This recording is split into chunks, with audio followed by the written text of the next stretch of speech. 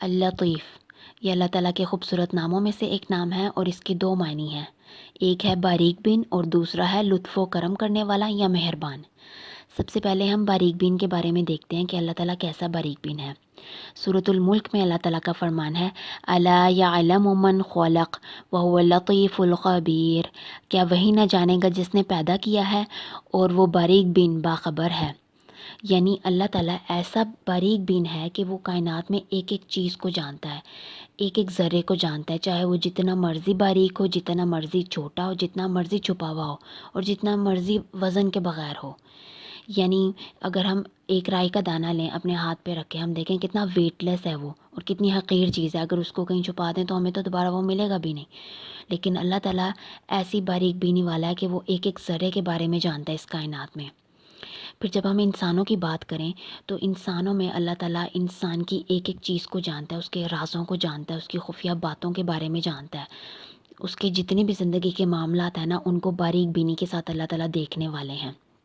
ہم دیکھیں سورۃ الملک میں اللہ تعالیٰ کا فرمان ہے نا، اور تم چھپاؤ اپنی بات یا ظاہر کرو، بے شک وہ خوب جاننے والا ہے سینوں کے بھید، کیا وہی نہ جانے گا جس نے پیدا کیا ہے اور وہ باریک بین اور باخبر ہے۔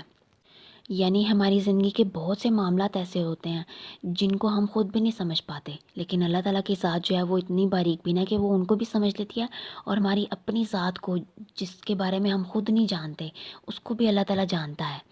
جب انسان کو اللہ تعالیٰ کے اس نام کی پہچان ہوتی ہے نا کہ اللہ تعالیٰ کی ایک صفت ہے باریک بینی والی، کہ وہ باریک بینی کے ساتھ مجھے دیکھ رہا ہے، میرے ایک ایک عمل کو دیکھ رہا ہے، میری ایک ایک حرکت کو دیکھ رہا ہے، میرے ایک ایک قول کو دیکھ رہا ہے، وہ جانتا ہے میری ایک ایک معاملات کو۔ تو پھر جب انسان اس بات کو جان لیتا ہے نا، تو پھر انسان اپنا محاسبہ کرتا ہے کہ جب وہی ذات جانتی ہے تو پھر وہ میری اکاؤنٹیبلٹی بھی کرے گی۔ تو پھر انسان ہر وقت اپنے اوپر ایک نگران سمجھتا ہے اللہ تعالیٰ کو، اور اپنا جائزہ لیتے ہوئے اپنے اعمال کو درست کرتا ہے۔ اب ہم دیکھتے ہیں اللطیف کا دوسرا معنی، لطف و کرم کرنے والا یا مہربان۔ اللہ تعالیٰ لطف و کرم کرنے والا یا مہربان دو طرح سے ہے، ایک ہے عام اور دوسرا ہے خاص۔ اللہ تعالیٰ کا عام لطف و کرم یا مہربانی جو ہے نا، وہ پوری کائنات کے اوپر ہے، ہر جاندار کے اوپر ہے، انسانوں کے اوپر ہے۔ جیسے ہم انسان کی پیدائش کی اگر بات کریں تو اللہ تعالیٰ نے کیسے انسان کو 3 پردوں کے اندر اس کو پیدا کرتے ہیں، وہاں پر اس کی غذا کا بندوبست کرتے ہیں، پھر باہر نکلنے کے بعد اس کو الہام کرتے ہیں کہ اس نے دودھ پینا ہے، اور پھر اس کے بعد اس کو اللہ تعالیٰ دانت دیتے ہیں اور اس کو الہام کرتے ہیں کہ وہ ان دانتوں سے کھائے گا۔ تو اللہ تعالیٰ کی کتنی بڑی مہربانی ہے۔ یہ تو ہم انسان کی پیدائش کی بات کر رہے ہیں۔ اگر ہم کسی جانور کی پیدائش کی بات کریں، جیسے کہ چوزے کی بات کریں، تو وہ اگر وہ پیدا ہوا ہے تو اس کو پتہ ہے کہ میرا دشمن کون ہے، مجھے کس سے بچنا ہے اور مجھے کس طرح دانہ چگنا ہے۔ یہ سب چیزیں کون اس کو الہام کر رہا ہے؟ اللہ تعالیٰ، کیونکہ اللہ تعالیٰ لطف و کرم کرنے والا ہے، اور اگر ہم اس کو کسی اونچی جگہ پر رکھ دیں گے تو اس کو پتہ ہے کہ میں جمپ کروں گا تو نیچے گر جاؤں گا۔ یہ بھی چیز اللہ تعالیٰ نے اس پہ الہام کی ہے۔ تو سب سے پہلے تو یہ والی بات ہو گئی، اور دوسری بات یہ کہ اللہ تعالیٰ عام طور پر عام جو لطف و کرم اللہ تعالیٰ کا ہے نا پوری کائنات کے اوپر، وہ اس طرح سے ہے کہ اللہ تعالیٰ ہر کسی کو رزق دیتا ہے، اور وہاں سے دیتا ہے جہاں سے انسان گمان بھی نہیں کرتا۔ اور یہ رزق جو ہے اللہ تعالیٰ مسلمانوں کو بھی، کافروں کو، مشرکوں کو، منافقین کو، ہر کسی کو دیتا چلا جا رہا ہے۔ یہ اللہ تعالیٰ کی کیسی مہربانی ہے، کیسا لطف و کرم ہے۔ ورنہ تو اگر کوئی برا کہتا ہے یا ہمارے ساتھ کوئی غلط ڈیلنگ کرتا ہے، ہم تو چاہتے ہیں کہ اگلے انسان کو بالکل صفاستی سے مٹا دیں، یا اس کے وہ عمل اس کے اندر سے ختم ہو جائے، یا ہم اس سے ریونج لیں۔ لیکن اللہ تعالیٰ کا لطف و کرم ہے نا کہ جو اس کی نافرمانی بھی کر رہے ہیں اور اس کے ساتھ شرک بھی کر رہے ہیں، اللہ تعالیٰ نے اس کو کھلا چھوڑا ہوا ہے، اس کو ہر نعمت دے رکھی ہے۔ جیسے سورۃ الشورى میں اللہ تعالیٰ نے فرمایا ہے نا کہ اللہ بہت لطف و کرم کرنے والا ہے اپنے بندے پر، جسے چاہتا ہے رزق دیتا ہے، اور وہ قوت والا اور غلبے والا ہے۔ یعنی اللہ تعالیٰ کا رزق جو ہے وہ ہر کسی کو اللہ تعالیٰ نے دیا ہوا ہے، اور وہاں سے دیتا ہے اللہ تعالیٰ جہاں سے انسان گمان بھی نہیں کرتا۔ اور اسی بات کو ہم اس طرح سے بھی سمجھ سکتے ہیں کہ سم ٹائم ایسے ہوتا ہے کہ ہمارا کچھ کھانے کو دل کر رہا ہوتا ہے، کوئی چیز ہمیں چاہیے ہوتی ہے، رزق میں تو ہر چیز آ جاتی ہے نا کھانے کے علاوہ بھی، تو ہمیں بہت سی چیزیں چاہیے ہوتی ہیں، اور وہ ہمارے کہے بغیر اللہ تعالیٰ وہ ہمارے سامنے رکھ دیتے ہیں کوئی نہ کوئی ذریعہ بنا کر۔ یا کھانے کی بات کریں تو کھانے کی چیز ہمارے سامنے آ جاتی ہے۔ تو یہ وہی اللہ تعالیٰ کا لطف و کرم ہے کہ وہ انسان جہاں سے گمان بھی نہیں کرتا وہاں سے اس کو دیتا ہے۔ اسی طرح سے اللہ تعالیٰ انسان کو خیر و بھلائی دیتا ہے، وہاں سے جہاں سے انسان گمان بھی نہیں کرتا. ہمیں لگتا ہے کہ یہ والا کام کریں گے تو بہت غلط ہو جائے گا، یا ان لوگوں سے ڈیل کریں گے تو بہت غلط ہو جائے گا، لیکن انہی لوگوں سے ہمیں شر کی بجائے اللہ تعالیٰ ہمارے لیے آسانی کر رہا ہوتا ہے. یہ اللہ تعالیٰ کا لطف و کرم ہے.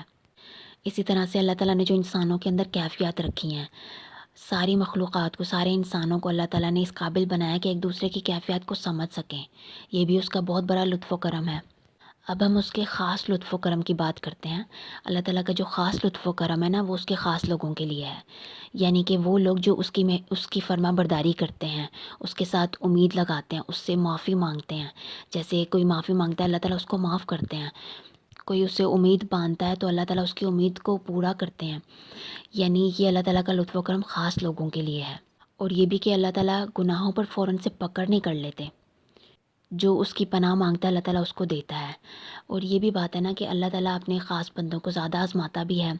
اس آزمائش میں نقصان کہیں بھی نہیں ہو رہا ہوتا انسان کا، ہر طرح سے اس کا فائدہ ہی ہو رہا ہوتا ہے. آخرت کے لیے تو ہوتا ہی ہے جب وہ کسی بھی آزمائش سے گزرتا ہے، اور دنیا میں بھی بہت سے فائدے ہمیں دیکھنے کو ملتے ہیں. سب سے پہلے تو انسان کے اندر خود اتنی طاقت آ جاتی ہے، سکت آ جاتی ہے کہ وہ مزید لائف کے حالات کو فیس کر سکتا ہے. پھر دوسرا یہ کہ جس حالات سے وہ گزر رہا ہوتا ہے، اس حالات سے اللہ تعالیٰ اس کے لیے آسانی کا ایک نیو چیپٹر سٹارٹ کر رہا ہوتا ہے. یہ انسان کو وقت کے ساتھ سمجھ آتی ہے. جیسے ہم دیکھیں نا، جو یوسف علیہ السلام تھے، ان کو قید خانے میں رکھ دیا گیا تھا. اتنی دیر کے لیے وہ قید خانے میں رہے، اتنے سالوں تک وہاں پر انہوں نے صبر کیا. اس کے بعد اللہ تعالیٰ نے ان کو حکومت عطا کی، اور وہ قید میں آپ دیکھیں کہ کون سکون میں رہ سکتا ہے. اللہ تعالیٰ نے ان کو سکون دیا. یہ اللہ تعالیٰ کا لطف و کرم تھا نا، کیونکہ وہ اللہ تعالیٰ کے خاص بندے تھے. اسی طرح حضرت ابراہیم جب وہ اپنی اولاد کو ذبح کرنے جا رہے تھے، ان کے دل کو تھاما کس نے ہوا تھا؟ کس نے ان کو سکون دیا ہوا تھا؟ اللہ تعالیٰ نے. پھر ہم دیکھیں کہ اگر ہم اپنی زندگی کے معاملات کو باریک بینی سے سمجھنا چاہتے ہیں، دیکھنا چاہتے ہیں، حکمت چاہتے ہیں، تو ہمیں اللہ تعالیٰ کو اس نام کے ساتھ کثرت سے پکارنا ہے. اور اس لیے بھی پکارنا ہے کہ اللہ تعالیٰ کی ذات کا خوف ہمارے دل میں ہو، کہ ہم اپنے اعمال درست کر سکیں کہ اللہ تعالیٰ اتنا باریک بینا ہے، میرے ایک ایک عمل کو جانتا ہے. پھر جو اس کا دوسرا معنی ہے، اگر ہم چاہیں اپنی زندگی میں اللہ تعالیٰ کا لطف و کرم چاہتے ہیں، مزید اس کی مہربانی چاہتے ہیں، یا ارد گرد لوگوں کی مہربانیاں چاہتے ہیں، تو ہمیں اللہ تعالیٰ کو اس نام کے ساتھ کثرت سے پکارنا ہے. اور ہمیں اللہ تعالیٰ کے اس نام کے ساتھ تعلق جوڑنا ہے، کیونکہ اللہ تعالیٰ کی مہربانی، اللہ تعالیٰ کا لطیف ہونا ہمارے لیے بہت زیادہ اہم ہے زندگی گزارنے کے لیے، دنیا میں بھی اور آخرت میں بھی.